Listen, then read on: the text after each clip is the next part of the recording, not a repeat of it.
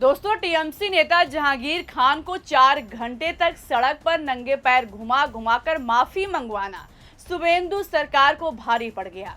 एक तरफ ममता बनर्जी सबूतों के साथ कोलकाता हाई कोर्ट पहुंची, तो वहीं दूसरी तरफ खबर सामने आ रही है कि कोलकाता हाई कोर्ट इतना भड़क गया है कि शुभेंदु सरकार को तलब किया है।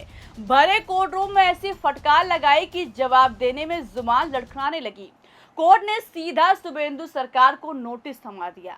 तो ममता बनर्जी किन सबूतों के साथ हाई कोर्ट पहुंची, जिससे बवाल मच गया, आपको बताएंगे।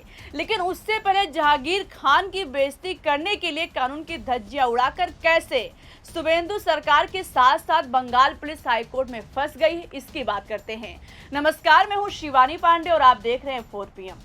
दोस्तों, चुनाव के वक्त अमित शाह के साथ साथ भाजपा के धुरंधरों के बयान से उम्मीद तो थी कि अगर बंगाल में भाजपा की सरकार बन गई तो ममता बनर्जी के साथ साथ उनकी पार्टी के नेताओं के नाक में दम करके रख दिया जाएगा। लेकिन इस तरह से नेताओं को बेइज्जत किया जाएगा, इसकी उम्मीद शायद हाई कोर्ट को भी नहीं थी। लेकिन सत्ता के घमंड में आकर अपनी मनमानी करके टीएमसी नेताओं को सार्वजनिक तौर पर बेइज्जत करना शुभेंदु अधिकारी की सरकार के गले का फांस बन गया है। कोलकाता हाई कोर्ट ने स्वतः संज्ञान लिया और शुभेंदु सरकार को तलब करके नोटिस थमा दिया। अब हाई कोर्ट ने भरे कोर्ट रूम में शुभेंदु सरकार को कैसे फटकार लगाई और नोटिस में क्या कहा है, आपको एक एक करके बताएंगे। लेकिन उससे पहले इसकी वजह की बात करते हैं। दरअसल दोस्तों, भाजपा की सरकार बनने के बाद आरोप लगाकर जहांगीर खान की तरह टीएमसी के कई नेताओं और बाहुबली नेताओं को गिरफ्तार किया गया। उसके बाद सड़क पर इन नेताओं से परेड निकलवाई गई। शुभेंदु सरकार की पुलिस ने किसी को रस्सी में बांध कर रखा था तो किसी को हथकड़ियों से जकड़ कर रखा था। जहांगीर खान से तो 2 बार परेड कराई गई। दोस्तों, ये वही जहांगीर खान हैं जो कहते थे कि पुष्पा कभी झुकेगा नहीं, मगर फाल्टा सीट पर चुनाव के 48 घंटे पहले ही ममता बनर्जी के साथ विश्वासघात करके भाजपा के लिए मैदान छोड़ दिया। लेकिन अब देखिए, शुभेंदु सरकार की पुलिस ने जहांगीर खान से सड़क पर नंगे पैर 4 घंटे तक माफी मंगवाई। सवाल उठ रहा है कि ऐसी सजा भाजपा सरकार किसी हत्यारे या रेप के आरोपी को क्यों नहीं देती है, या फिर सारे नियम कानून विरोधी पार्टी के नेताओं के लिए है। दोस्तों, एक सप्ताह के अंदर बंगाल पुलिस ने दूसरी बार जहांगीर खान की परेड कराई। जब पिछली बार परेड कराई गई तो उसमें जहांगीर खान ने हाथ जोड़कर कान पकड़कर माफी नहीं मांगी थी, तो इसलिए दोबारा से परेड कराई गई और सड़क पर चलते हुए लोगों से माफी मंगवाई गई। उठक बैठक तक करवाया गया। जैसे इस वीडियो को कोलकाता हाई कोर्ट ने देखा, कोर्ट का गुस्सा हाई हो गया। हाई कोर्ट ने तुरंत स्वतः संज्ञान लिया, शुभेंदु सरकार को तलब किया, साथ ही पूछा कि बताइए, क्या आपका यही कानून का राज है। कोर्ट ने कहा कि किसी व्यक्ति को गिरफ्तार करके उसके खिलाफ कानूनी कार्रवाई की जा सकती है, लेकिन उसे जानबूझकर अपमानित या सार्वजनिक रूप से बेइज्जत नहीं किया जा सकता है। हालांकि दोस्तों, पुलिस ने इस मामले में अपना बचाव किया। पुलिस ने इन कार्रवाइयों को क्राइम सीन रिकंस्ट्रक्शन का हिस्सा बताया।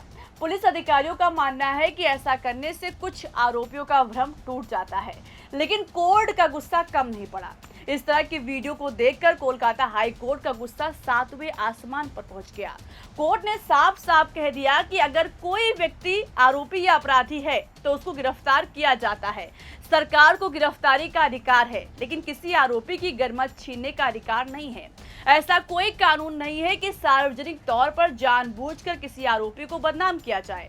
इसके साथ ही कोलकाता हाई कोर्ट ने शुभेंदु सरकार को नोटिस थमा दिया और बोला कि इस पर विस्तृत रिपोर्ट दीजिए कि आखिर ऐसी कार्रवाई किन परिस्थितियों में की गई। इन घटनाओं के नियम, परिस्थितियों और पुलिस की भूमिका की पूरी जानकारी हमें चाहिए। दोस्तों, ये बात हाई कोर्ट ने शुभेंदु सरकार से कही है। यानी दोस्तों, शुभेंदु सरकार की कोलकाता हाई कोर्ट में धज्जियां उड़ गई, सारी हैकड़ी निकल गई। शायद भाजपा की सत्ता आने की खुशी में बंगाल पुलिस भी भूल गई थी कि लोकतंत्र में पुलिस की भूमिका जांच एजेंसी की होती है, सार्वजनिक सजा देने वाली संस्था की नहीं। किस अपराधी को कौन सी सजा देनी है, इसका अधिकार कोर्ट को है। मगर भाजपा की सरकार में पुलिस अपने आप को जज समझ बैठी है। यहाँ एक बड़ा सवाल खड़ा होता है कि अगर कोई व्यक्ति गंभीर आरोपों का सामना कर रहा है, तब भी क्या उसके मौलिक अधिकार खत्म हो जाते हैं। तो आपको बता दें कि भारतीय संविधान और सुप्रीम कोर्ट के कई फैसले ये कहते हैं कि आरोपी तब तक दोषी नहीं माना जा सकता है जब तक अदालत उसे दोषी घोषित ना कर दे, यानी आरोपी की भी गरिमा और अधिकार सुरक्षित रहते हैं। इसी सिद्धांत के आधार पर हाई कोर्ट ने भी चिंता जताई और शुभेंदु सरकार की कोर्ट रूम में जमकर लताड़ लगाई। देखना होगा कि शुभेंदु सरकार कोर्ट के सामने क्या जवाब दाखिल करती है। मगर उधर ममता बनर्जी ने कोलकाता हाई कोर्ट पहुंचकर कैसे हड़कंप मचा दिया है, उसकी बात करते हैं। दोस्तों, ममता बनर्जी ने शुभेंदु अधिकारी की जीत को सीधा चुनौती दे दी है। खबर है कि भवानीपुर की हार को ममता बनर्जी ने चैलेंज कर दिया है। कोलकाता हाई कोर्ट में खुद याचिका दायर कर दी है। न सिर्फ याचिका दायर की है बल्कि सबूत भी पेश किए हैं। ममता बनर्जी ने अपनी याचिका में कहा कि चुनाव गलत तरीके से हुआ है। 12 राउंड की काउंटिंग के बाद इलेक्शन एजेंट और मुझे पीटा गया और बाहर कर दिया गया। और तो और दोस्तों, बिना किसी टीएमसी एजेंट की मौजूदगी की काउंटिंग पूरी करके शुभेंदु अधिकारी को विजयी घोषित कर दिया गया है, ऐसा ममता बनर्जी ने कहा है। ममता बनर्जी इस हार को पचा नहीं पा रही हैं क्योंकि वो इस सीट से 3 बार विधायक रह चुकी हैं, मगर इस बार उनका आरोप है कि जबरदस्ती हराया गया है। चुनाव के दौरान उन्होंने मतगणना में गड़बड़ी और अपने साथ मारपीट के आरोप भी लगाए थे। ममता बनर्जी ने कोर्ट से चुनाव परिणाम की वैधता की जांच करने की मांग की, साथ ही चुनाव परिणाम को रद्द करने, वोटों की पुनर्गणना कराने की मांग भी की है। अब देखना होगा कि जिस तरह से सबूत लेकर ममता बनर्जी कोलकाता हाईकोर्ट पहुंची हैं, क्या उसके बाद भवानीपुर सीट का चुनाव रिजल्ट रद्द हो जाएगा और शुभेंदु सरकार सड़क पर परेड मामले पर क्या जवाब पेश करेगी। मगर इतना तय है कि जहांगीर खान की गिरफ्तारी से शुरू हुआ मामला अब सीधे प्रशासनिक जवाबदेही और संवैधानिक अधिकारों की बहस में बदल चुका है। एक तरफ सरकार कानून के पालन की बात कर रही है तो वहीं दूसरी तरफ हाई कोर्ट याद दिला रहा है कि कानून का शासन और मानव गरिमा साथ साथ चलते हैं। अब सबकी निगाहें कोलकाता हाई कोर्ट की अगली सुनवाई और राज्य सरकार की रिपोर्ट पर टिकी है। दोस्तों, अभी के लिए इस खबर में इतना ही। वीडियो पसंद आई हो तो लाइक और शेयर करना मत भूलिएगा। देखते रहिए 4 PM। नमस्कार।